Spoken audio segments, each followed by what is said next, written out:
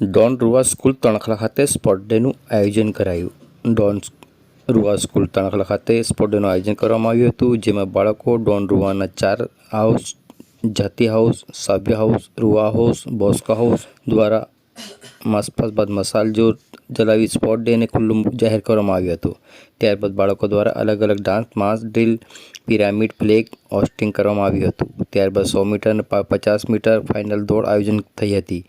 આ સિવાય બાળકોને spoon and marble, book balance, frog race, skipping, relay, obstacle race, કોથળા દોડનું આયોજન કરવામાં આવ્યું હતું. વાલીઓ શિક્ષકોના આમંત્રિત મહેમાનો માટે પણ સંગીત ખુરશી, પાસિંગ બોલ, જેકેટ ગેમ યોજાઈ હતી.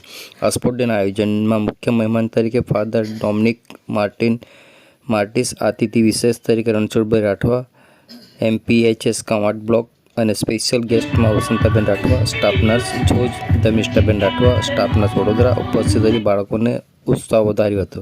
આ કાર્યક્રમમાં ડોન રૂવા સ્કૂલ તણખલાના વિદ્યાર્થીઓએ અને શિક્ષકોએ ઉત્સાહ સાથે ભાગ લીધો હતો.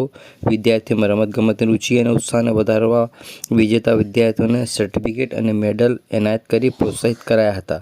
આ સ્પોર્ટ ડેના ડોન રૂવા સ્કૂલના વિદ્યાર્થીઓ, મુખ્ય મહેમાનો, વાલીઓ અને સંસ્થાના ટ્રસ્ટીઓ, PTA મેમ્બર્સ તમામે આ કાર્યક્રમમાં ઉપસ્થિત રહી કાર્યક્રમને સફળ બનાવ્યો હતો. આવો સાંભળીએ આ અંગે MPHS કવાંટ બ્લોકના રણછોડભાઈ રાઠવા શું કહી રહ્યા છે. સાંભળો તેઓના મુખે. આજના ડોન રૂવા સ્કૂલ તણખલા ખાતે 4થો વાર્ષિક રમોત્સવ રાખવામાં આવ્યો.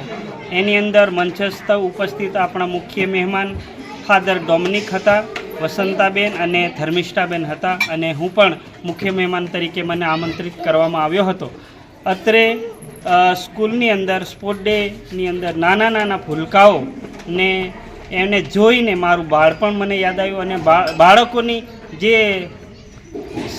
કળાઓ જોઈને મને ખૂબ ગર્વ અને આનંદ અનુભવ્યો. આવા શેવાળાના ગામડાના વિસ્તારમાં પણ આવા સ્પોર્ટ ડે જેવા પ્રોગ્રામ કરીને અમારા આદિવાસી સમાજના બાળકોને આવી સંસ્થા આગળ લાવવા માટે પ્રયાસ કરે છે. એ બદલ ખૂબ ખૂબ આભાર.